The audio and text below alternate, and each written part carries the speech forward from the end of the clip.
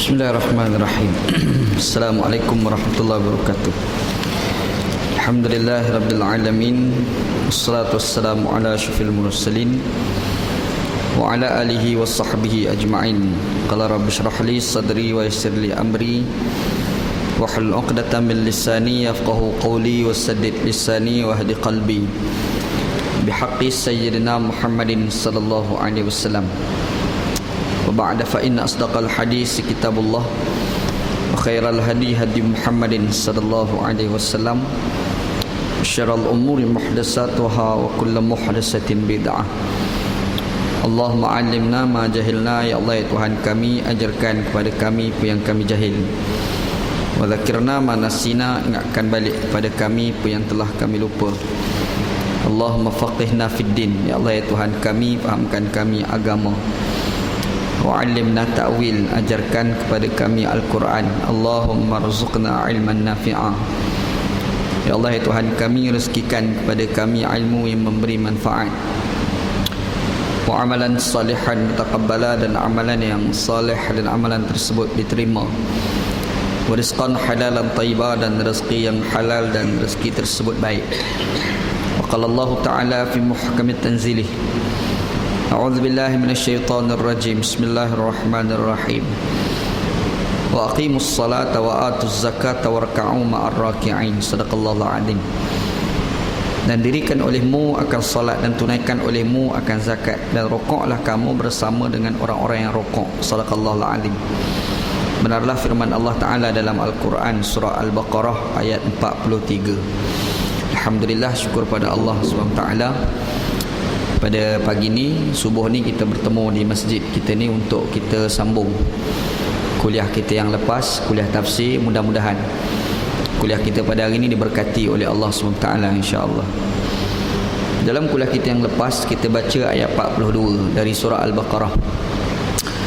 Ayat 42, Allah Subhanahu Wa Taala disebut tentang orang-orang Yahudi. Yang orang Yahudi itu mereka melakukan dusta terhadap ayat-ayat Allah Subhanahu Wa Taala, ataupun dalam bahasa sekarang dipanggil propaganda. Propagandakan Islam. Islam ni agama benar, tapi orang nampak jadi tak benar sebab faktor propaganda. Orang burukkan imej dia. Kadang-kadang ada berita yang kita dapat ni adalah berita yang tak serupa dengan hakikat sebenar. Cerita sebenarnya lain, tapi yang dapat kat kita ni lain. Sebab apa? Sebab faktor cerita. Orang bercerita ni macam-macam jenis orang bercerita. Kalau orang tu dia suka seseorang, bila dia cerita sesuatu perkara yang berkait dengan orang itu, walaupun orang tu tak betul, dia akan jadi betul. Sebab kita suka pada orang itu. Pencerita itu suka pada orang yang diceritakan. Tapi kalau orang tu dia tak suka dengan seseorang yang lain, apabila orang tu melakukan benda baik pun, dia akan pamerkan keburukan. Itu sifat penceritaan. Kita bercerita tu di macam-macam jenis, dan lebih-lebih lagi cerita ni selalunya dia akan jadi tak sedap kalau dia tak ada ajinomoto, tambah-tambah cerita tambahan. Kita ni kalau baca satu kisah, kita baca secara itu yang kita dapat tahu. Dia kata tak ada penambahan dalam cerita tu, dia tak apa nak syok sangat. Jadi kita nak bagi sedap cerita tu, kita masuk cerita-cerita tambahan-tambahan. Jadi cerita-cerita tambahan itu dalam istilah orang moden sekarang ni, orang media sekarang dipanggil propaganda. Jadi elemen-elemen propaganda. Sifat buat propaganda ni memang dibuat oleh orang dulu. Orang yang buat tu adalah orang Yahudi. Yahudi ni kerja dia buat propaganda. Dia burukkan imej Islam. Macam mana dia buat? Macam-macam. Antaranya Allah Ta'ala sebut dalam ayat yang kita baca lepas, la talbisul haqqa bil batil.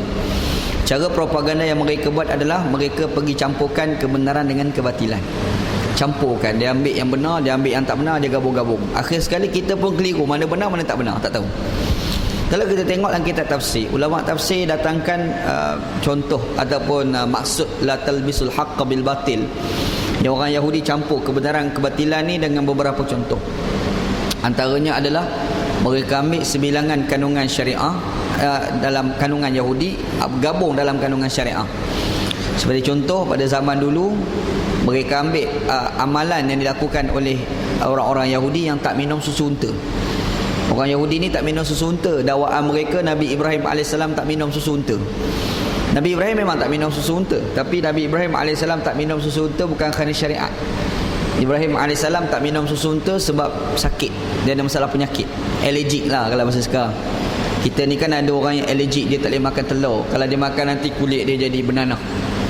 Ada orang ni dia tak boleh makan sotong, dia tak boleh makan udang, dia tak boleh makan ketam, nanti dia kena gout. Macam-macam kan. Jadi faktor penyakit tu kadang-kadang menyebabkan dia tak makan. Nabi Ibrahim AS pun begitu juga. Ibrahim AS tak boleh minum susu unta. Kalau dia minum dia ada penyakit. Tapi boleh ke orang Yahudi selepas daripada itu, dia orang kata Nabi Ibrahim AS tak minum susu unta ni syariat. Padahal dia bukan isu syariat. Telur kalau kita tak makan bukan kerana syariat mengharamkan telur, bukan. Kita tak boleh makan telur tu sebab masalah penyakit kita, bukan masalah syariat. Tapi boleh ke orang Yahudi dia kata tu syariat tu. Dia pun amal dalam agama dia dan kekal sebagai perkara syariat dalam agama Yahudi. Tiba-tiba bila datang Nabi Muhammad sallallahu alaihi wasallam, dia nak ambil kandungan syariat Yahudi tu nak bubuh dalam syariat Nabi Muhammad sallallahu alaihi wasallam.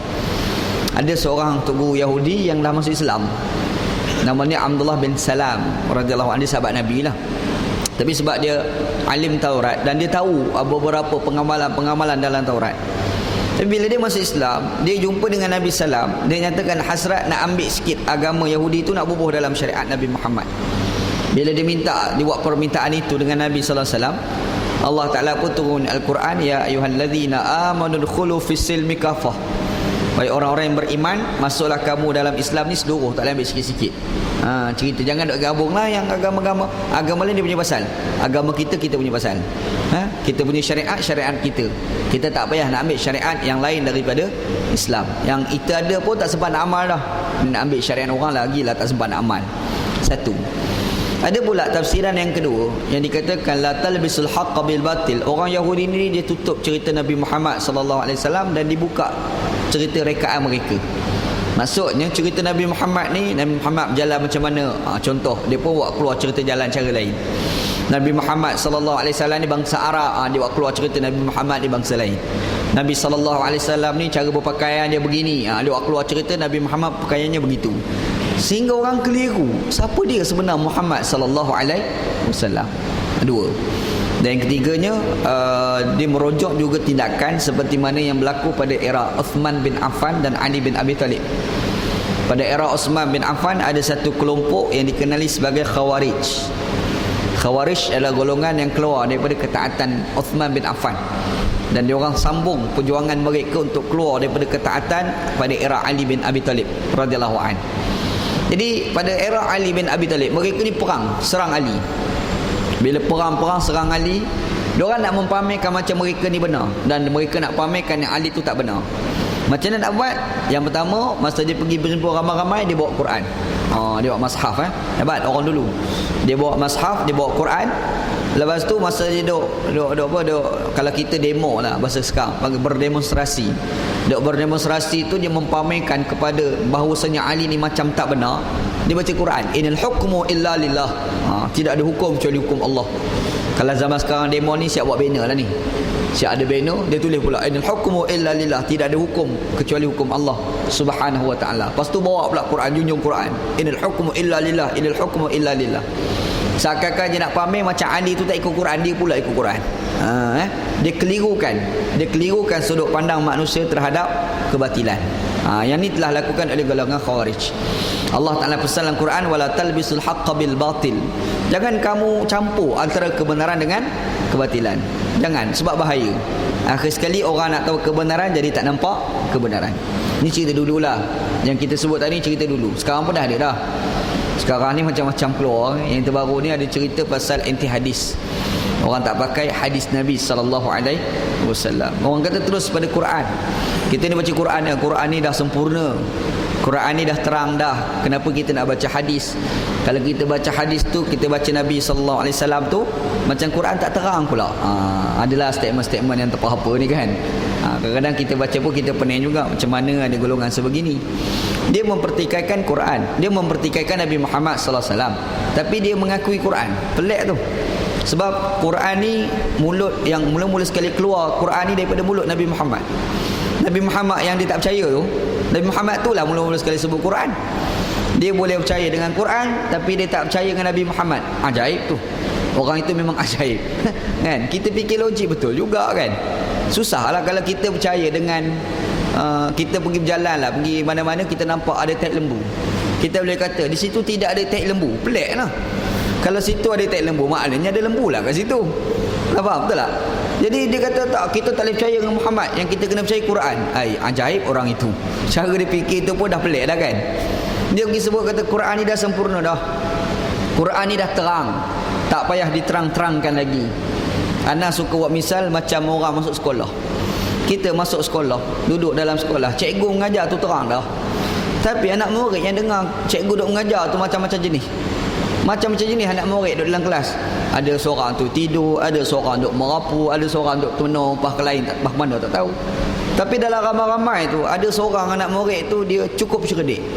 Allah Ta'ala bagi kebijaksanaan dekat dia. Cikgu ajar apa pun dia faham sebiji-sebiji. Kalau cikgu tanya tu boleh jawab sebiji-sebiji. Seperti macam Tok Guru ajar. Tok Guru ajar tu terang. Dan seorang anak murid ni yang cerdik ni, dia dengar pun dengan terang dan dia faham pun dengan bentuk yang dikehendaki oleh cikgu tadi. Dalam ramai-ramai tu ada yang pemalas. Ada dalam ramai-ramai tu anak murid yang tak cerdik. Bila anak murid tak cerdik, cikgu ajar lain, dia faham kot lain. Dia juga berlambak macam tu kan. Berlambak. Anak duk kuliah macam ni pun berapa ramai duk dengar kuliah anak, dengar kot lain, dia faham kot lain. Kan ada kan. Lebih-lebih lagi kalau ustaz main mengajar di sini ni bukan bahasa yang biasa kita guna. Contohlah kalau anak ni asal orang Kelantan, asal dari Kelantan, mari mengajar sini cakap Kelantan 100%. Orang yang duk dengar kuliah anak ni macam-macam jenis. Ada yang faham Kelantan, ada tak faham Kelantan. Jadi bila dia dengar tu, hai gapo dia ni? Dia tak faham pula kan. Dia mungkin dia faham, tapi faham cara dia lah, bukan faham cara ustaz tu mengajar. Sebab bahasa Kelantan ni dia adalah beberapa terma-terma yang tak serupa dengan orang-orang KL ni bahasa. Betul. Ada seorang kawan anak masa mengaji pondok dulu. Kawan anak orang belajar, orang Perak. Pergi belajar pondok Lubuk Tapah Pasemah Kelantan. Tok Guru anak Allahyarham Tok Guru Haji Abdullah. Dia cakap Kelantan ni bukan Kelantan biasa tau, Kelantan Hok Ulu. Kelantan Hok Ulu ni mari orang bandar dengar tak faham. Kalau botol tu dia tak panggil botol, dia panggil jebor. Ni, jebor dia panggil. Temenong, jebor tu gapo dia tak tahu. Kan? Bulan tu dia tak panggil bulan. Orang Kelantan hak ahli Kota Baru panggil bulan. Tapi kalau orang Kelantan hak Pasemah hak Ulu-ulu tu dia tak sebut bulan, dia sebut bulan. Jadi dia derang maklunah. Hidung sikit bulan dia hidung sikit kan. Yang tu Kelantan hak Ulu tu. Kalau kita pergi kat Gua Musang, kampung Limau Kasturi. Kat Gua Musang tu ada satu kampung Limau Kasturi. Sampai dulu orang buat filem. Dulu ingat akhir-akhir 80-an dulu ada orang satu filem. Harun Salim Banci. Orang tu mesti tahu filem tu kan. Cerita pasal seorang cikgu mengajar dekat pendalaman namanya Kampung Limau Kasturi. Yang tu bahasa Kelantan tu habis ulu lah tu. Ni cerita ni Allahyarham Tok Guru Haji Abdullah Pondok Lubuk Tapah ni, Tok Guru anak ni, dia bercakap Kelantan Ulu. Kelantan tu Kelantan Ulu dia bercakap. Anak ni orang Kelantan dah, pergi tu masa mengaji tu ada gak kalimah anak tak faham. Apa dia ni? Kita tak tahu, last kali kena pergi tanya orang Kelantan sendiri. Apa dia ni? Kan? Jadi cuba bayangkan orang yang bukan Kelantan pergi belajar dekat pondok, dengar bahasa Kelantan Ulu. Temenong awal. Memang temenong. Buah anggur. Dia tak panggil buah anggur, dia panggil buah jabik dia panggil. Buah jabik sebenarnya bahasa Arab. Arab panggil buah anggur tu zabib. Sebutan Arab zabib. Zabib orang Kelantan sebut zabib, disebut jabik. Zai tu jadi jim, jabik dia panggil. Tu boleh ke orang Kelantan. Buah apple. Orang Kelantan Ulu dia tak panggil buah apple, dia panggil topoh, buah topoh. Topoh ni bahasa Arab, tufahah. Tufahah bahasa Arab tu. Dia bahasa masalah orang Kelantan cakap Arab. Habis. Habis bunyi lain lalu. Jadi dia guna istilah-istilah terma macam ni. Kawan seorang ni orang Perak masuk pondok, dia masuk kelas hari pertama dia termenung. Dia tak faham. Habis kuliah, habis kelas ni dia jumpa tanya, Tok Guru ajar apa ni? Maknanya tak faham tu, tak faham. Aku tak faham. Allah teruknya. Nak ceritanya kadang-kadang Tok Guru tu dia mengajar, elok dah, clear dah dia mengajar, tapi clear nisbah orang Kelantan lah. Nisbah orang luar tu tak clear mana pun. Dia tak jelas kan. Jadi cikgu tu mengajar bagus, ada anak murid tak faham, tapi dalam seorang tu jadi cukup pandai, cukup clear, cukup jelas apa yang dia ajar oleh cikgu tadi. Jadi anak murid yang tak faham tu dia kena tanya yang anak murid faham tadi lah. Yang nak murid yang faham tadi, yang cerdik tadi kan. Supaya juga Quran. Quran ni jelas dah, memang jelas. Yang tak jelas ni sebab kita bodoh. Masalah kita bodoh kan. Kita tak reti bahasa Arab. Bahasa Arab tu pula bahasa sastra. Sastra dia pula tinggi. Jadi bila kita tak faham secara yang sebenarnya, kita kena tanya orang yang cerdik, namanya Nabi Muhammad sallallahu alaihi wasallam. Itu cerita tentang Nabi Muhammad sallallahu alaihi wasallam tu. Tapi ada orang ni dia tak reti bahasa Arab, tapi dia kata kita tak payah pakai Muhammad. Dia pula rasa dia lagi pandai daripada Nabi Muhammad. Ada juga kan. Macam tadilah, macam orang Perak mengaji dekat Teguh Kelantan dan dia rasa dia lebih pandai daripada orang Kelantan. Berat lah. Masalah dia kan. Macam tu satu kesilapan. Ada, hari ni dah ada orang sebegitu. Dia ambil tak satu tanggapan, dia kata kita ni tak payah dah pakai hadis-hadis ni. Kita tak payah dah pakai Muhammad sallallahu alaihi wasallam. Terus pada Quran. Kalau dia pakai terus pada Quran, problem paling besar adalah banyak syariat, hampir 90% perlu dibuang. Sebab dalam Quran dia menceritakan tentang semayang, tapi semayang cerita dalam Quran tak detail. Allah Ta'ala sebut Quran, aqimus salah, dirikan semayang. Tapi Quran tak kata kat takbiratul ihram. Quran tak ajar rokok, Quran tak ajar sujud. Cara sujud tu dengan 7 anggota. Cara rokok tu pula kena turun tangan sampai ke lutut. Apa lagi? Masa kita qiyam tu berapa lama kita boleh qiyam? Bacaan masa kita qiyam itu adalah ada bacaan yang wajib, ada bacaan sunat. Semua tu tak cerita dalam Quran. Semua tu disebut dalam hadis Nabi sallallahu alaihi wasallam. Apa lagi? Tu cerita bab sembahyang baru yang hari-hari kita buat. Kita tak cerita yang banyak lagi yang kadang-kala kita pun tak tahu. Zakat sebagai contoh. Zakat tu kita nak bayar tu, dia ada zakat tumbuh-tumbuhan, dia ada zakat emas, dia ada zakat perak, dia ada zakat-zakat macam-macam zakat tu kan. Quran wa atuz zakah, tunaikan zakat. Macam mana pendetilan zakat? Tak ada dalam Quran. Kena rujuk kepada hadis Nabi sallallahu alaihi wasallam. Masalah rumah tangga, macam mana nak bercerai, bercerai itu pula berapa jenis cerai, ada dalam Quran tapi tak detail sangat. Dia hanya sebut bila kita bercerai kena buat baik pada isteri yang kita cerai itu, yang janda tadi itu kan. Kita bercerai dengan bini kita, jadi isteri kita yang telah diceraikan itu orang Melayu kita panggil janda. Janda tu pula dia ada hak.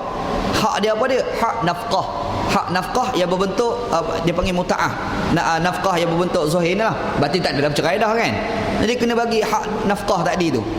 Semua tu pendetilan itu semua ada dalam hadis Nabi sallallahu alaihi wasallam. Apa lagi? Banyaklah. Nak gambarkan Quran itu memang terang, tapi dia kena ada yang menjelaskan kepada kita sebab kita tak faham. Namanya hadis Nabi sallallahu alaihi wasallam. Tapi ada manusia ni kadang-kadang dia tak berapa nak. Pada anak orang ada masalah kasih sayang kot. Dia ada masalah kasih sayang. Jadi bila dia tak ada orang sayang dekat dia, dia pun buat pandangan pelik-pelik lah kan. Jadi buat keluarlah statement kita terus pada Quran, tak pakai hadis Nabi sallallahu alaihi wasallam. Ini masalah juga berlaku pada hari ni. Sebenarnya cerita orang tolak hadis ni bukan cerita baru, lama dah berlaku. Pada zaman Nabi sallallahu alaihi wasallam ni dah ada orang meragui terhadap Nabi sallallahu alaihi wasallam. Antaranya kalau kita cek, ada satu orang namanya Musailamatul Kazzab. Musailamatul Kazzab ni orang mengaku jadi Nabi. Dia ni bukan sekadar biasa-biasa, mengaku jadi Nabi pula. Mengaku jadi Nabi itu pula bukan keadaan biasa pula. Kalau orang tak mengaku jadi Nabi, siap bunuh lagi. Mengarut sungguh Muhammad ni. 2 orang sahabat Nabi pergi dekat kampung Musailamatul Kazzab. Bila jumpa Musailamatul Kazzab, dia pergi tanya, aku ni Nabi ke tidak? Dia tanya sahabat Nabi. Sahabat kata, kau ni bukan Nabi. Kalau Nabi pun Nabi Cak Ayam. Dia tak katalah Cak Ayam tu bahasa anak lah. Kalau kata Cak Ayam lah, nanti orang cari dalam hadis pula kalimah Cak Ayam kan. Dia kata kau bukan Nabi, kau mengarung kau ni. Bengang, dia bunuh. Mati hamba Allah ni. Bila bunuh, seorang lagi jadi takut. Dia tanya, kamu ni macam mana pula? Aku ni Nabi ke tidak? Sebab takut sangat kata, kau memang Nabi, memang Nabi. Kawan ni selamat kena bunuh.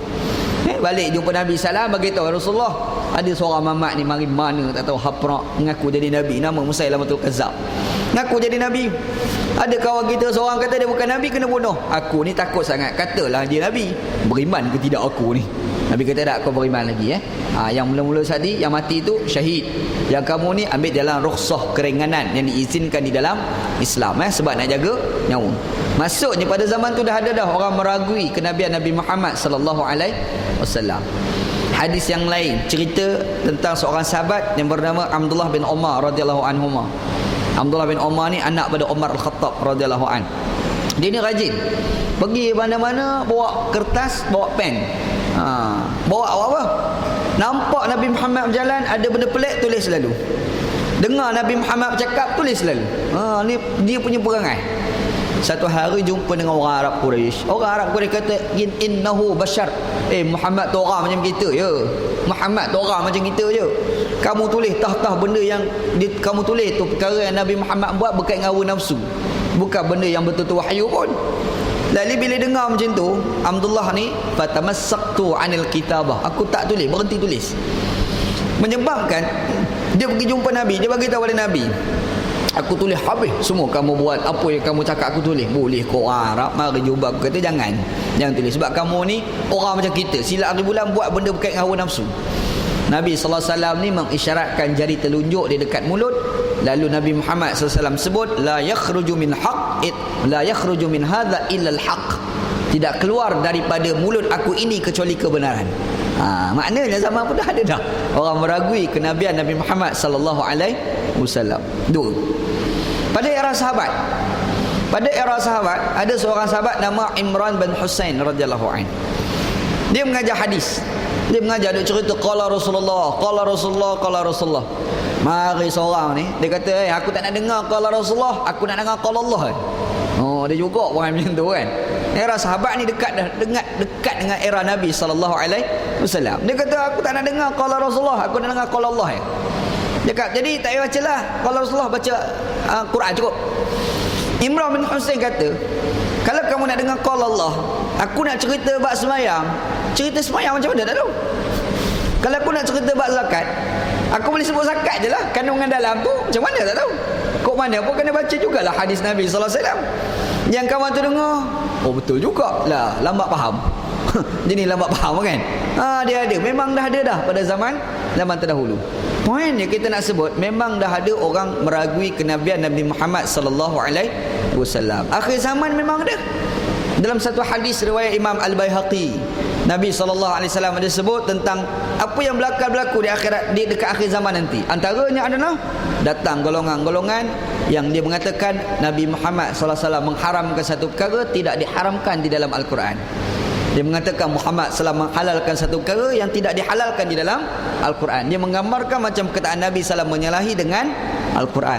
Hari ini kita jumpa sungguh depan mata kita kan. Berlaku hari ini kita baca surat khabar, kita dah nampak ada orang dah meragui kenabian Nabi Muhammad SAW. Realiti Syekh, kita kena akui Nabi Muhammad SAW dah sebut dulu. Rupa-rupa bila kita baca Quran, kita jumpa juga ya Allah Ta'ala sebut, wala talbisul haqqa bil batil wa taqtumul haqqa wa antum ta'lamun. Kata Allah Ta'ala, jangan kamu campur kebenaran dengan kebatilan, dan kamu tutup kebenaran, jangan, dalam keadaan kamu mengetahui. Kalau rojak pada zaman dulu siapa dia? Orang-orang Yahudi. Ni orang Yahudi. Zaman sekarang pun adalah adik-beradik Yahudi tu. Ada kan? Dia kena ingat Yahudi ni bukan nama bangsa. Nama bangsa Israel. Tu bangsa dia. Yahudi nama perangai jahat. Perangai jahat yang melekat kat Yahudi tu, dekat orang Bani Israel tu. Perangai jahat yang ada pada Bani Israel itulah dipanggil sebagai Yahudi. Jadi kita Melayu pun perangai Yahudi tu ada juga.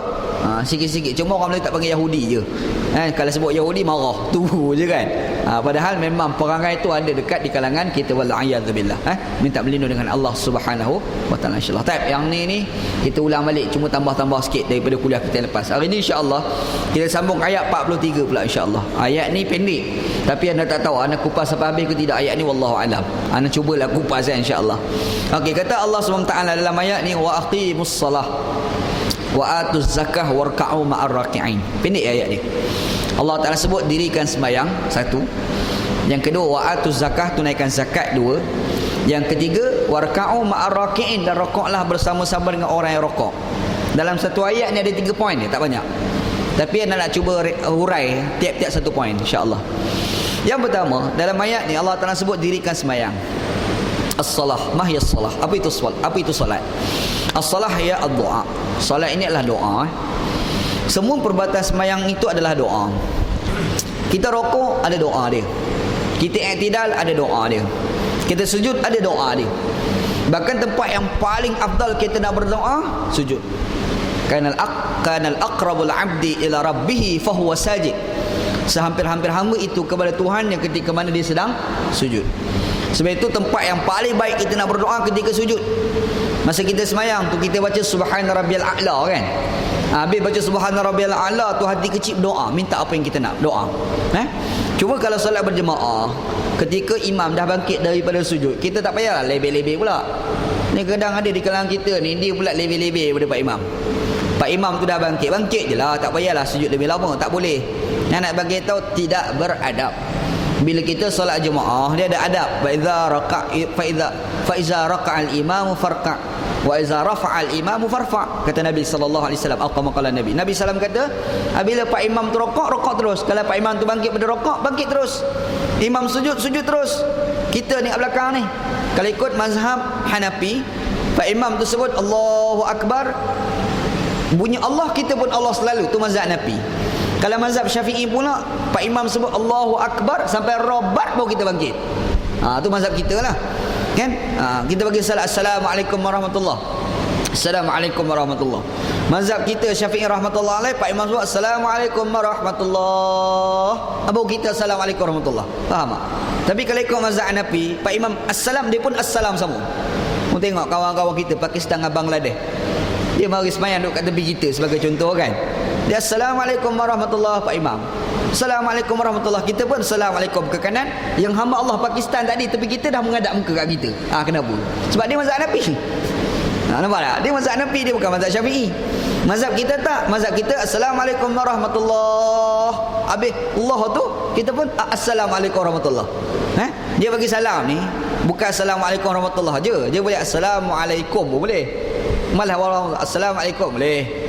Ataupun rasa nak terlebih raja, Assalamualaikum warahmatullahi wabarakatuh, boleh juga. Cuma pelik je. Pak kita Pak Imam buat Assalamualaikum warahmatullahi ta'ala wabarakatuh, Pak Imam buat tak apa, boleh.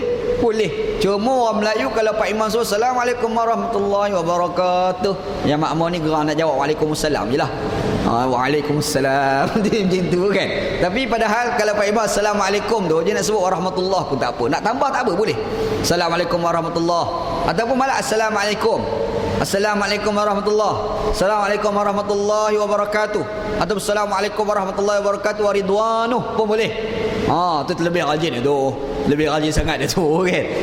Jadi nak buat tak ada apa buat, memang boleh, memang ada di dalam perbincangan ulama-ulama fiqh, boleh tak. Jadi nak cerita, masa kita rokok, sujud, iktidal, bla bla ni banyak kita dah buat tu. Pak Imam sebut Allahu Akbar, kita terus Allahu Akbar. Pak Imam sujud, dia bangkit Allahu Akbar. Kita ni tak payahlah nak sujud lama. Kadang-kadang Pak Imam tu baca tayat akhir, dia tu sujud lama tayat akhir tu kan, masa terus sujud yang terakhir, sujud lama tu Pak Imam baca tayat akhir, dah bagi salam dah, nak bagi salam baru dia bangkit. Tak betul, tak beradab ketika solat berjemaah. Nak sujud lama sangat, semayang seorang nanti. Masa nak semayang sunat nanti, sujudlah lama-lama pun 3 jam pun tak ada siapa nak bahas. 3 jam sujud, 3 jam remat je dah. Lebih rajin lah tu. Cuma orang tengok kata gila mana mamat ni, kau gila isim apa kan, mana tahu. Tapi segi nak buat tu memang tak salah. Jadi kenapa kita sebut ni, nak bagi tahu dalam salat ni segala perbuatannya adalah doa. Mazhab Asy-Syafi'i rahmatullah alaih, kita qiyam, tangan kita letak dekat perut. Dalam mazhab Hanafi dia letak dekat bawah hari tu tangan dia. Tengok kawan-kawan Pakistan semayang kan letak tangan kat bawah perut tu kan. Kalau kita tengok dalam beberapa mazhab, ada tangan letak kat dada. Semua ni ada maksud semua ni. Dia bukan sesaja letak ni, dia ada falsafah di sebalik dia lah. Bila kita letak tangan dekat perut, kita berdoa, ya Allah Tuhanku, bagilah rezeki aku dalam perut ini rezeki yang baik.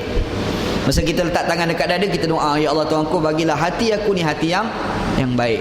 Masa kita letak tangan kita bawah pusat tu kat hari tu, kita doa, ya Allah Tuhanku, bagilah syahwat aku syahwat yang baik. Itu maksud dia. Semua tu ada doa. Faham tak? Dan doa ni memang antara cara berdoa ni bukan tadah tangan je. Tak tangan atas kepala budak tu pun kita pergi doa juga. Nabi SAW jumpa dengan Abdullah bin Abbas radhiyallahu anhuma, sepupu Nabi SAW, dia kecil lagi. Tengok budak kecil, Nabi pegang kepala baca doa, Allahumma faqihu fid din wa 'allimhu ta'wil. Nampak Nabi SAW, ya Allah Tuhanku, bagilah budak ni faham agama, bagi budak ni reti Quran. Nabi SAW doa tu bukan tadah tangan tau, bukan pergi kat budak tu tadah tangan depan budak tu, bukan. Nabi SAW pegang kepala budak tu. Pasal tak? Maksudnya bila sebut berdoa, tak mesti tak ada tangan. Kadang-kadang kita letak dekat kepala budak, kita letak kat tempat yang kita letak kat hati. Allah Tuhanku bagilah hati aku ni, macam contohlah kan. Itu pun doa juga. Faham? Dok faham doa tak ada tangan dia. Berat lah. Berat lah. Yang tak ada tangan tu salah satu maksud cara nak berdoa. Tapi di sana ada cara-cara yang lain juga dikategorikan sebagai doa. Jadi antaranya masa kita sembahyang, tak tangan dekat perut, tak tangan tu, ya Allah Tuhanku, hati kecil cakap, ya Allah Tuhanku, ni perut aku ni, rezeki masuk dalam perut ni rezeki yang halal, rezeki yang baik, minta macam tu. Masa kita letak tangan dekat dada, ya Allah Tuhanku, bagilah hati aku ni hati yang baik, jauhlah ya Allah daripada riak, sum'ah dan bagai-bagai lagi kan. Masa letak tangan dekat bawah hari-hari, dekat hari itulah kita berdoa, ya Allah Tuhanku, bagilah syahwat aku syahwat yang baik, jauhkan daripada zina dan seumpamanya. Hikmah Allah Subhanahu wa taala. Masa kita rokok, kita baca subhana rabbiyal azim, contoh kan. Baca subhana rabbiyal azimi wa bihamdi. Wa bihamdi itu tak ada dalam hadis. Yang ada subhana rabbiyal azim, subhana rabbiyal a'la masa sujud. Wa bihamdi ni ulama-ulama tambah. Salah ke nak baca? Tak salah. Nak baca wa bihamdi itu tak salah. Tapi kalau ikut afdal, ikut cara Nabi, subhana rabbiyal azim ataupun subhana rabbiyal a'la. Sekat tu. Ana pun kalau peribadi, ana sendiri buat subhana rabbiyal azim, subhana rabbiyal a'la. Ana tak baca wa bihamdi. Tapi kalau ada orang baca, kita tak, jangan marah, biar dia nak baca, biar jangan marah ke dia pula kan. Dia nak baca wa bihamdi, dia baca. Tetapi kalau ikut cadangan ana, kalau dia baca subhana rabbiyal azim wa bihamdi, lorak sangat sampai baca pun tak buti, baca tu tak dengar dia baca apa, baik tak dia baca wa bihamdi. Dia kata subhana rabbiyal azim bihamdi, dia laju sangat subdi bunyi. Yang malaikat nak tulis gapo dia tak tahu dia ni. Tulis apa ni? Subdi bunyi, subdi kalimah apa kan? Jadi tak payahlah wa bihamdi, baca subhana rabbiyal azim, subhana rabbiyal azim, subhana rabbiyal azim, subhana rabbiyal a'la, subhana rabbiyal a'la, subhana rabbiyal a'la. Terbaik. Tapi nak, kalau kita rasa kita boleh baca dengan tenang, tak laju, subhana rabbiyal azimi wa bihamdi, subhana rabbiyal azimi wa bihamdi, itu pun okey juga, tak ada apa masalah pun. Tapi kalau segi dari hadis Nabi sallallahu alaihi wasallam, subhana rabbiyal azim dan subhana rabbiyal a'la. Apa kadang-kadang kita dok sangka bacaan tu bacaan Nabi, tapi Nabi tak baca. Antaranya masa kita sujud sahwi, subhanallah la yanamu wala yashu kan. Bacaan tu tak dalam hadis tau. Itu bukan bacaan yang diajar oleh Nabi. Itu bacaan yang dicadangkan oleh ulama-ulama di dalam mazhab Asy-Syafi'i. Ulama Syafi'i cadangkan baca subhanallah yanamu wala yashu. Maha suci engkau ya Allah yang tak tidur dan tak lupa. Itu makna dia kan. Dia tak salah nak baca-bacalah, tapi kalau ikut bacaan Nabi, Nabi tak pernah baca subhanallah yanamu wala yashu. Sebab tu Al-Imam Al-Bukhari dia mencadangkan bila kita ni nak buat sujud sahwi, baca subhana rabbiyal a'la jugalah. Sebab subhana rabbiyal a'la confirm sabit di dalam hadis Nabi sallallahu alaihi wasallam. Nampak kan? Tapi tak apalah kalau ada orang nak baca subhanallah ya nama yasu, tafadhal, biar ke dia. Sebab benda tu memang dibenarkan di dalam perbincangan di kalangan ulama-ulama fiqh. Tak ada masalah apa pun insya-Allah. Baik. Jadi bacaan, maksudnya segala perbuatan kita ni ada doa. Masa kita sujud tu kita baca subhana rabbiyal a'la, lepas tu doa. Kita rukuk baca doa. Kita i'tidal sami Allah liman hamidah rabbana lakal hamd. Kita nak tambah sikit baca hamdan katsiran tayyiban mubarakan fih, boleh, tak ada apa pun. Kalau orang belajar fiqh, kitab fiqh lama, jadi tambah pula hamdan katsiran tayyiban mubarakan fih, mil'us samawati wal ardh wa bil umma syi'ta min syai'in ba ahlus sana'i wal majdi ahaqqu ma qala al 'abdu lakalama ni alima a'taita wa la yanfa'u zal jaddi minkal jad. Panjanglah. Tak ingat, biar aku baca je. Kan? Panjang. Nak bercerita ni ada bacaan-bacaan tertentu, boleh. Nampak? Itu cerita sebagai as-salah. As-salah ya ad-du'a. Semayang itu maksudnya ada doa. Segala perbuatan kita tu dikira sebagai doa. Satu. Yang kedua, dalam ayat ni Allah Subhanahu wa taala sebut aqimus salah, dirikan semayang. Sedangkan dalam bahasa Arab dia ada satu lagi kalimah wasallu, sembahyanglah olehmu. Dia tak sebut wasallu, semayanglah olehmu. Dia kata wa aqimus salah, dirikan olehmu akan solat. Kenapa agak? Ulama-ulama tafsir ni bahas sebab kenapa antaranya masa kita solat ni, qiyam itu diminta supaya dipanjang-panjangkan. Qiyam itu dalam solat ni ada qiyam kan? Dalam solat ni dia ada rokok, dia ada i'tidal, dia ada sujud, dia ada bla bla bla, macam-macam lah yang dikatakan amalan-amalan solat. Tapi dalam banyak-banyak semayang itu, dia ada 3 perkara yang kita kena ingat. Dia panggil rukun qauli, rukun fi'li dan rukun qalbi. Rukun qalbi, rukun qauli, rukun fi'li. Rukun qalbi, rukun hati. Apa dia? An-niyatu, niat. Al-ikhlas, masa kita semayang ni mesti ada ikhlas kerana Allah Subhanahu Wa Taala kan. Ada pula dipanggil rukun fi'li, rukun yang berbentuk perbuatan. Rokok, sujud ni perbuatan kan. Apa lagi? Qiyam. Lepas tu dia ada rukun qauli, perkataan. Membaca suratul Fatihah, membaca Allahu Akbar, takbiratul ihram. Takbir ada 2, takbiratul ihram, satu lagi panggil takbir al-intiqalat, takbir perpindahan rukun. Takbir perpindahan rukun bukan wajib, sunat dia. Yang tu daripada qiyam nak ketemu berokok kan. Lepas tu sami Allah liman hamdah. Lepas tu daripada i'tidal nak pergi pada sujud Allahu Akbar. Yang tu sunat, tak baca pun tak apa. Tetapi masa kita mula-mula sekali Allahu Akbar, yang tu rukun, kena baca Dia panggil rukun qauli. Jadi ya, rukun-rukun ni kena jaga. Bila kita sebut 3 rukun tu pula, dia dibahaskan pula dalam 2 keadaan pula. Yang pertama dia panggil rukun yang panjang, satu lagi rukun yang pendek. Dalam solat ni rukun panjang, rukun pendek. Apa rukun yang pendek? I'tidal, rukun pendek. Duduk antara 2 sujud, rukun yang pendek. Rukun pendek tidak boleh dipanjang-panjangkan. Sesiapa yang memanjangkan rukun yang pendek, solat dia boleh jadi batal. I'tidal tu kan, sami Allah liman hamidah, rabbana lakal hamd. Janganlah duduk lama sangat i'tidal tu sampai kat sejam, batal lah semayang. Duduk antara 2 sujud tu kan, duduk habis baca rabbighfirli warhamni tu, duduk kalik layar termenung sampai lama sangat, semayang boleh jadi batal. Tetapi di sana ada rukun yang panjang. Antara rukun yang panjang adalah sujud. Sujud ni kita sujud 3 jam pun semayang kita sah, tak cacat pun semayang. Apa lagi? Qiyam.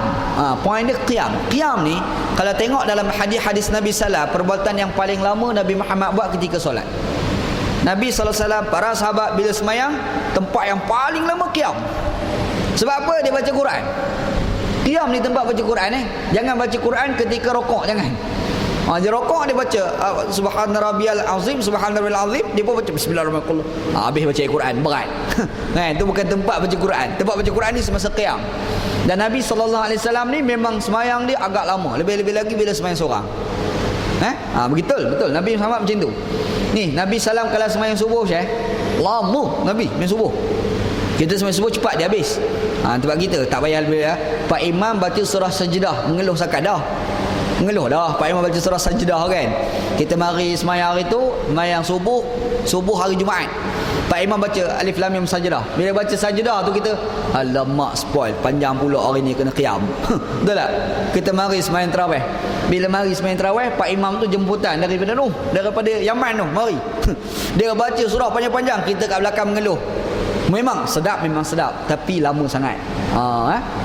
Lepas tu habis hari pertama semayang tarawih, pergi bisik ke Pak Imam Arab tu, esok pendekkan sikit. Pendekkan sikit daripada 2 muka surat tu. Pak Imam tu, oh ya ke, pendekkan sikit, dia pun jadilah 1 muka surat. Asal 2 muka surat jadi 1 muka surat. Itu pun kita rasa panjang lagi. Kita pergi bisik pula hari kedua, pendekkan lagi. Dia kata, uish, 1 muka surat pendek lagi, panjang lah. Kena pendekkan lagi, setengah muka surat. Itu baru pergi bisik lagi, panjang tu, pendekkan lagi. Last sekali semayang tarawih, Pak Imam daripada Arab, tetapi dia baca 1 rakaat dengan 2 baris sahaja. Jimat belanja. Kan? Orang Melayu kan macam tu. Tapi kalau ikut sunnah Rasulullah SAW, Nabi SAW masa qiyam tu dia lama, dia baca Quran dengan panjang. Tu Nabi SAW. Jadi kenapa baca Quran qiyam tu lama sangat? Nak bagi tahu aqimus salah, dirikan sembahyang tu.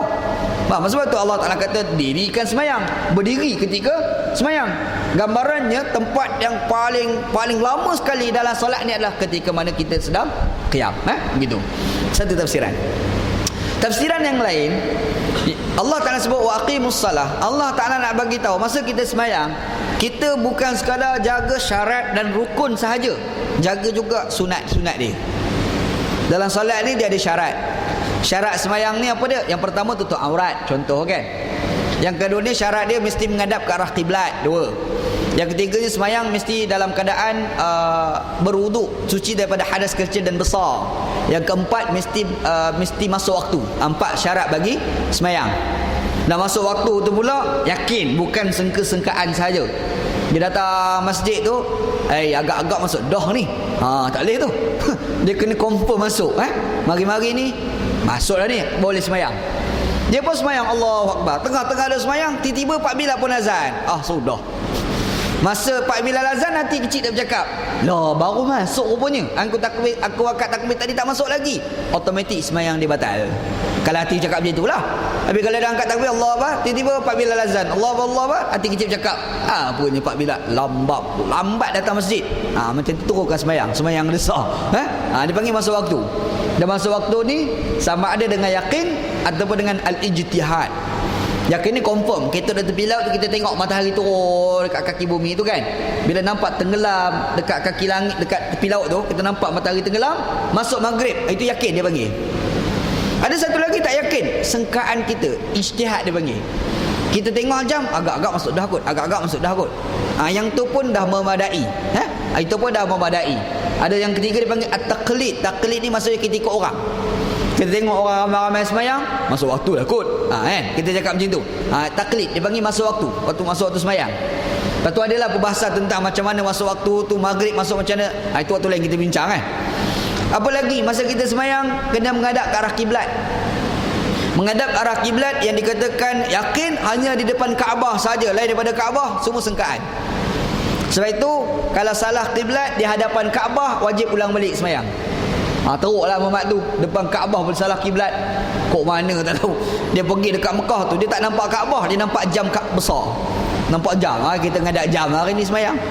Elok semayang, habis semayang tu, Assalamualaikum, Pak Arab datang tengok. Ni buat apa Muhammad ni? Dia pergi cuik kita. Ya Syekh, maza taf'al? Tanya Pak Arab tu lah. Kau buat apa ni Syekh? Dia kata, ana usalli, saya semayang. Dia kata, semayang apa? Kaabah kat belakang. Dia pun tengok, Astaghfirullahalazim, teruknya aku, Kaabah pun tak nampak. Contoh. Dan Pak Arab tu bagi tahu dekat dia, ketika dia dah selesai semayang, wajib diulang balik semayang dia. Sebab semayang dia tidak menghadap ke arah Kaabah, tidak menghadap arah kiblat yang sebenar. Yakin Berbeza kalau salah kiblat dekat masjid kita ni, masjid country home ni. Dia mari masjid, dia tengok mana arah kiblat tak tahu. Dia pun rembat lah, sana lah kot. Dia pun kod dia menghadap sana. Teruklah Muhammad ni, boleh tak nampak, tak tahu arah kiblat ke sini kan. Semayang menghadap ke sana. Semayang habis, semayang wirid siap. Assalamualaikum, wirid subhanallah, Allah Akbar. Habis dah wirid. Mari Pak Bilal pun naik. Pak Haji ni buat apa ni? Contohlah kan. Dia pun pergi kat Pak Haji tu. Pak Haji buat apa Pak Haji? Semayang tadi ni duk wirid. Pak Haji, kiblat terbalik belakang. Bukan ke sana kiblat. Dia kata, Astaghfirullahalazim, ana tersilap. Disebabkan salah itu di sini, bukan depan Kaabah, semayang dia sudah sah. Faham tak? Dia tidak perlu ulang balik. Yang yakin hanya depan Kaabah. Yang lain daripada Kaabah dia tidak yakin. Dia bawa kategori sengkaan. Sebab apa? Jauh ni Syekh.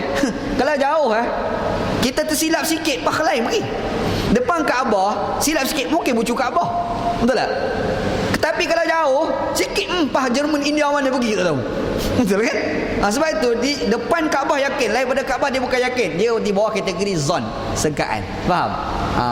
Dan kalau sekiranya kita nampak orang salah kiblat ketika dia sedang semayang, kita kena tegur. Tegur ni sama ada kita bagi tahu ataupun kita pegang badan ni, kita pusing ke arah kiblat. Macam tu. Tapi pusing tu jangan kuat sangat, rebah Pak Haji tu pula. Pusing kuat rebah Pak Haji tu pusing kan. Kena pandai juga. Anda pergi masjid KLIA, ada kawan nak pergi ke Mesir, hantar. Lepas tu balik tu singgah dekat masjid KLIA, tinggal semayang asar. Agak lewat sikit lah hari tu. Ada seorang Pak Haji tu, dia naik atas masjid tu, dia tengok tiang banyak, dia tak tahu kiblat kat mana. Dia mari tengok tiang, dia menghadap ke arah tiang, terbalik arah kiblat. Anak sampai-sampai tengok tu ada ketawa dah. Silah, sudah Pak Haji ni salah kiblat dah ni. Kan? Kita pun pergi dekat sikit, Pak Haji salah kiblat. Pak Haji salah kiblat dekat yang tu kan. Kita tengok dia pula macam gelabah. Tak kerti nak buat macam mana. Yalah, kita pun silap bagi tahu Pak Haji salah kiblat. Dia tak tahu kiblat tu kat mana. Bagi dah tahu Pak Haji pusing ke belakang. Boleh tahu kiblat kat mana kan. Kita pula silap, Pak Haji salah kiblat. Dia pun confused. Sudah, tak tahu macam mana kan. Kita yang tahu ni, kita pegang badan Pak Haji tu, kita pusing ke arah kiblat. Faham tak? Pusingkan dia ke arah kiblat. Tak jadi salah apa pun. Kita bagi tahu dia dalam bahasa Melayu pun tak salah. Tak payahlah pergi dekat subhanallah, subhanallah. Tak payahlah macam tu. Yang tegur subhanallah ni antara orang semayang dengan orang semayang. Oh subhanallah. Faham tak? Kalau kita tak semayang, kita tegur orang yang semayang, nak guna bahasa kita pun tak apa. Nak cakap bahasa Jerman tak apa, cakap orang putih pun tak apa, nak cakap bahasa Pakistan tak apa, cakap je lah. Pergi pakcik salah kiblat, cakap terang. Cuba pakcik tu jangan jawab lah. Oh ya ke? Ya ke, betul lah sembahyang. Boleh cakap Melayu kan. Tapi nak bagi tahu kalau orang tu salah kiblat, kita perbetulkan. Membetulkan dia itu bawah kategori al-amru bil ma'ruf wan nahyu anil munkar. Nampak Suruh buat baik, hindarkan daripada sebarang kemungkaran. Sebab itu kita suruh dia perbetul ke arah kiblat. Cara dia tak ada masalah apa pun. Ingat orang yang tak sembahyang boleh menegur orang yang sembahyang dengan bahasa biasa. Tetapi orang sembahyang tak boleh tegur orang tak sembahyang. Tak boleh. Mana tahu orang sembahyang tegur orang tak sembahyang. Weh, pelik tu. Contoh, dia ni Al-Hafiz, orang hafal Quran. Ada orang sebelah tu baca Quran, dan orang tu tak sembahyang baca Quran biasa. Kita ni Al-Hafiz ni, tapi orang baca Quran tu salah. Baca salah, dia dengar ni dia sembahyang baca salah. Dia pun perkuatkan bacaan dia sebab niat nak betul kawan tu. Batal sembahyang dia. Faham tak? Sebab orang yang sembahyang tak boleh tegur orang tak sembahyang. Faham? Tapi kalau orang yang tak sembahyang nak tegur orang sembahyang, rembat je lah nak batal apa memang tak sembahyang pun. Betul kan? Dia sembahyang ni jangan duk nampak berat sangat. Dia tak susah sebenarnya. Tak susah. Cukup senang bab sembahyang ni. Banyaklah nak cerita bab kemudahan dalam sembahyang, cukup banyak, tapi kadang-kadang kita faham tu jadi nampak susah. Mari sembahyang, kadang-kadang orang duk timbul persoalan. Kita datang lambat nak ikut seorang pak imam, kena tepuk atas bahu dia ke tidak? Tak payah tepuk pun tak apa. Tak nak tepuk. Masalah Syekh, kat Malaysia ni ramai orang belajar silat tak habis. Masalah. Dia belajar silat, dia belajar tu baguslah. Masalah belajar silat tak habis. Dia jadi dekat semayang datang lambat masbuk, kita pergi ikut belakang, kita cuit, terkejut jangkat siku tak darah hidung. Masalah. Jadi masalah lah. Dah nak cerita ni sebab berlaku masalah. Anda dah tengok kawan tu, dia bukan belajar silat, dia belajar tomoy. Dia belajar tomoy tak habis ni, tangan nak bergerak macam tomoy saja. Orang yang duduk diam tu, orang tu yang pandai tomoy selalunya. Tapi kalau lebih-lebih, tu tak belajar tomoy dia tu, belajar pun tak habis.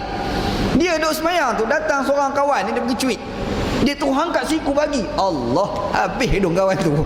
Tak ada betul masalah kan? Tak betul. Padahal tak payah tepuk pun tak apa. Tak nak tepuk, kita mari-mari duduk ke tepi, imam, saya makmum. Boleh juga. Tak apa, cakap kita ambil handphone letak kat depan. Dia pun faham, dia imam mana ni. Nampak? Okey, automatik boleh faham. Tepuk, tak nak tepuk, tak payah tepuk pun tak apa. Okey, kalau nak tepuk pula, orang Melayu kita keluar pula satu tanggapan. Nak tepuk, kena angkat takbir dulu baru tepuk. Sebab apa? Angkat takbir baru tepuk. Sebab kita semayang, dia semayang. Bila kita tepuk, tidak mengganggu. Betul? Kalau kita tepuk sebelum semayang, itu ada unsur mengganggu orang semayang. Ana cukup ajaib tau fikir macam tu. Pada Ana, kalau kau semayang, kau tepuk, dia terganggu, kita semayang pun terganggu. Kan lagi baik kita tepuk baru kita angkat takbir. Maknanya dia terganggu, kita tak terganggu sebab baru angkat takbir. Betul kan? Tapi cara fikir tu ajaib. Cara fikir tu ajaib. Anda tak tahulah mana dia rembat, tak tahu, wallahualam. Selama anda belajar, anda tak jumpa jenis angkat takbir dulu, tepuk lah apa, tak ada. Anda tak pernah jumpa. Tak pernah jumpa. Apa lagi? Masa kita tahiyat akhir tu kita baca tasyahud. At-tahiyatul mubarakatuh salawat. Bacalah, tak apalah, baca baguslah, alhamdulillah. Cuma masa angkat jari tu, dia kata masa kita angkat jari tu, kita kena letak ibu jari dekat bawah jari telunjuk. Kita pun tanya, kenapa letak ibu jari bawah jari telunjuk? Ibu jari itu menjadi saksi bahawasanya jari telunjuk tu kita angkat masa sebut asyhadu alla ilaha illallah wa asyhadu anna muhammadar rasulullah. Kita pun tak faham mana dia rembat. Sebab kita rasa kita nak tanya soalan pula. Kalau ibu jari dah jadi saksi untuk jari telunjuk, siapa pula yang menjadi saksi untuk ibu jari pula? Penat nak jawab apa? Betul kan? Tak ada pun. Pandai-pandai orang Melayu je. Betul. Ni semua pandai-pandai orang Melayu. Tak ada pun. Tak ada. Banyak kali pergi. Tak ada. Memang tak ada. Kan? Orang Melayu tu pada pandai. Kalau ikut dalam hadis, Nabi SAW dia buat jari tu pun macam tu. Bulat macam tu. Tu ada.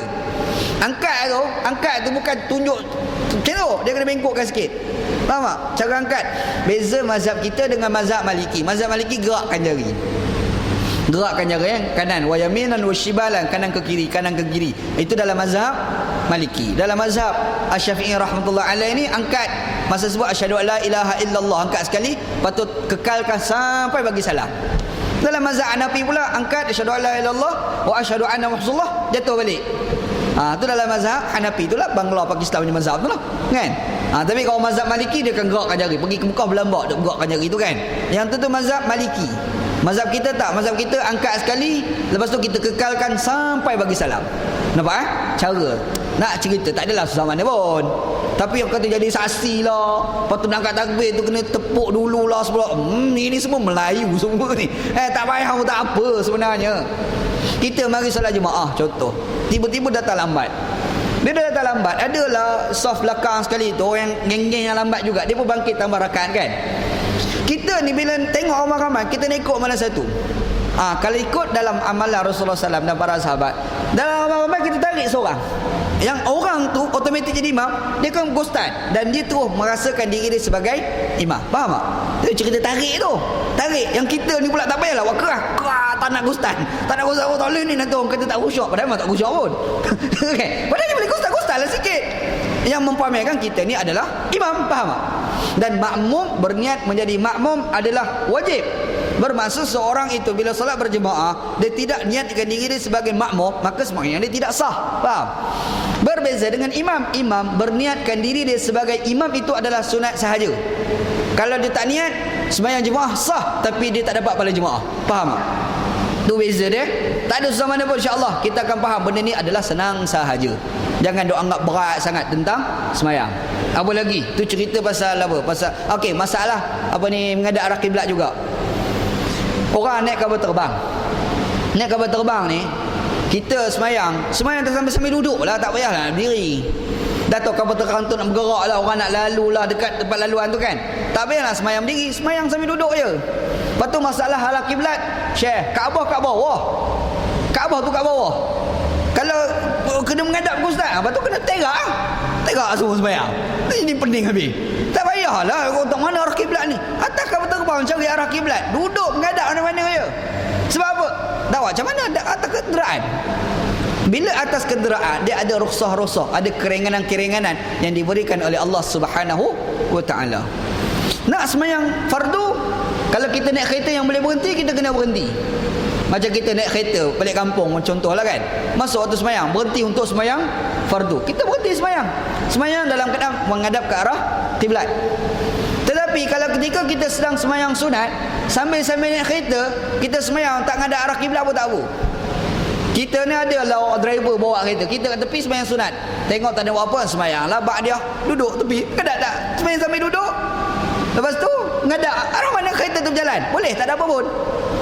Nabi SAW solat witir, satu hari Nabi Muhammad musafir, berhenti untuk semayang isyak. Habis semayang isyak, menghadap elok arah kiblat tu. Lepas tu sambung perjalanan atas unta. Nabi Muhammad semayang witir atas unta. Padahal unta tu boleh berhenti lah. Unta dengan kereta, unta tu lagilah senang nak banding dengan kereta kan. Tapi Nabi Muhammad SAW semayang di atas unta bagi semayang sunat. Tapi bagi semayang fardu kita kena menghadap ke arah kiblat. Berbeza kalau kenderaan tu memang tak boleh nak berhenti, kapal terbang. Kalau kapal terbang berhenti, mati habis. Dia pergi cuik pilot, berhenti nak semayang aja. Elok. Tu orang pahala habis. Tak ada kerja kan. Apa lagi kita naik kereta api. Mana ada kereta api berhenti tiba-tiba berhenti? Mana ada? Dah berjalan lah. Kita bagi tahu driver kereta api, berhenti. Driver kereta api tanya, gila ke apa? Dia cakap kita gila kan. Memang keadaan kereta api ni dia berjalan straight, kecuali bila sampai dekat stesen-stesen dia kan. Ketika itu kita boleh semayang dalam keadaan tak menghadap arah kiblat sekalipun, sebab dalam keadaan permusafiran dan dalam keadaan naik kenderaan. Mudah-mudah jangan ada buat beban benda macam ni, insya-Allah.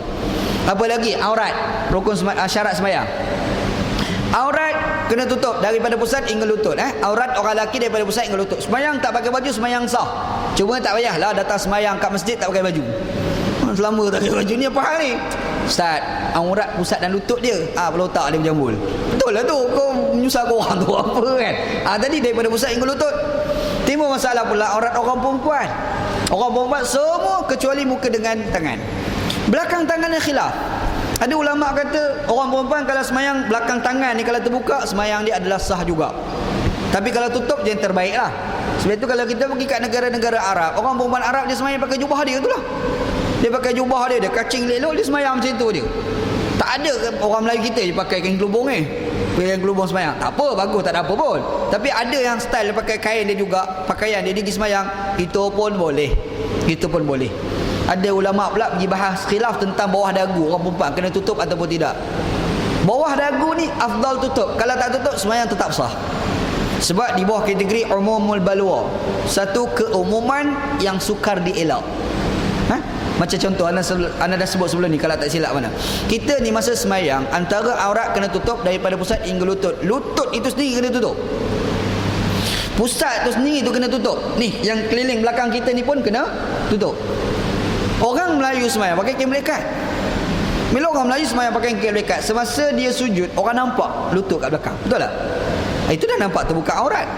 Jadi kaedah fiqh, umumul balwa, satu keumuman yang sukar nak dielak, dan kebiasaan orang Melayu semayang pakai kain melekat, bila dia semayang kita nampak, itu dimaafkan.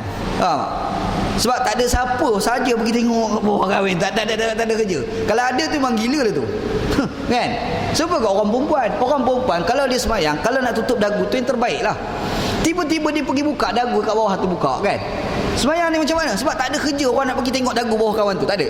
Ada orang pergi tengok dagu. Lawa dagu awak. Tak ada. Itu kerja bodoh semua dulu. Tapi nak bagi tahu, dia ada kemudahan. Yang tu tajuk apa? Tajuk tentang menutup aurat. Apa lagi? Kena suci daripada hadas kecil dan hadas besar. Mandi wajib. Dan satu lagi wudu. Hadas kecil kan.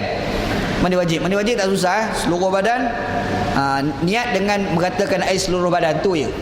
Begitu, senang. Lepas tu wudu cara wudu lah, muka, tangan, kepala, kaki tu kan. Jadi kita buat. Yang ni dipanggil syarat semayang. Ada pula satu lagi dia panggil rukun semayang. Apa beza syarat dengan rukun? Syarat adalah perkara wajib semayang tetapi tidak berkait dengan semayang. Adapun rukun semayang, perkara wajib dalam semayang yang berkait dengan semayang. Rukuk perbuatan semayang, sujud perbuatan semayang, menghadap kiblat bukan perbuatan semayang. Dia perkara luaran bagi semayang, tetapi wajib dibuat. Berwuduk ni dia bukan perbuatan semayang, tapi wajib dibuat apabila nak semayang. Betul kan? Serupalah yang lain tutup aurat seumpamanya. Tapi ada satu lagi dipanggil rukun, perkara wajib yang kita buat dan ia adalah perbuatan semayang. Rokok, sujud, dan semua tu jadi undang-undang dia. Dia ada syarat-syarat yang kita kena tunaikan. Dan bukan sekadar syarat dan rukun, ada lagi dia panggil sunat ab'ad, sunat hay'ah. Sunat ab'ad, sunat yang kalau kita tak buat disunatkan kita tampal dengan sujud sawi. Antaranya qunut subuh, mazhab kita Syafi'i rahmatullah alaih kan. Dalam mazhab lain qunut subuh tak ada. Dalam mazhab selain daripada Syafi'i tidak ada qunut subuh. Jadi kalau ada pak imam mana-mana kita tolak, hari tu dia tak baca qunut subuh, jangan marah ke dia, biarlah ke dia. Sebab dia tu bukan mazhab Syafi'i rahmatullah alaih. Tak boleh ustaz, nanti semayang tak sah. Tak betul. Kalau mazhab Syafi'i sekalipun kita tak buat qunut, semayang kita tetap sah. Tetapi kalau kita buat sunat saja. Kita hari tu bangkit subuh lewat, contoh, subuh lewat hari tu. Habis subuh pukul 7, contoh, mudah-mudah kan. Kita ni sedar lewat, dah tahu lewat, tak payah buat qunut subuh. Sebab kalau buat qunut subuh terlanggar pergi waktu haram. Contohlah kan. Jadi kita pergi buat qunut subuh tu pula boleh jadi haram. Sebab buat benda sunat menyebabkan berlakunya benda yang haram. Jadi tak payah, kita tunai wajib-wajib saja. Hukum dia begitu. Cukup senang, tak ada masalah apa-apa hukum. Rukun semayang, syarat, sunat, ab'ad, sunat hay'ah. Letak tangan kat perut, sunat hay'ah. Angkat tangan masa takbiratul ihram, sunat hay'ah. Yang rukun membaca Allahu Akbar. Itu rukun. Kalau kita pergi semayang hari tu, tangan kita lepas macam tu, Allahu Akbar, semayang kita sah. Tapi kalau kita angkat, sunat. Angkat tu pula berbagai-bagai mazhab. Ada mazhab kata ni bersetentang ibu jari dengan telinga macam tu, Allahu Akbar tu kan. Ada pula letak kat dekat macam tu je, Allahu Akbar. Rembat je lah kat mana pun. Benda sunat. Benda sunat. Tak jadi apa masalah pun insya-Allah. Okey, yang dikatakan aqimus salah, dirikan sembahyang, dia jaga syarat, dia jaga rukun, dia jaga sunat ba'ad, dia jaga sunat hay'ah. Itu dikatakan sebagai aqimus salah, dirikan sembahyang.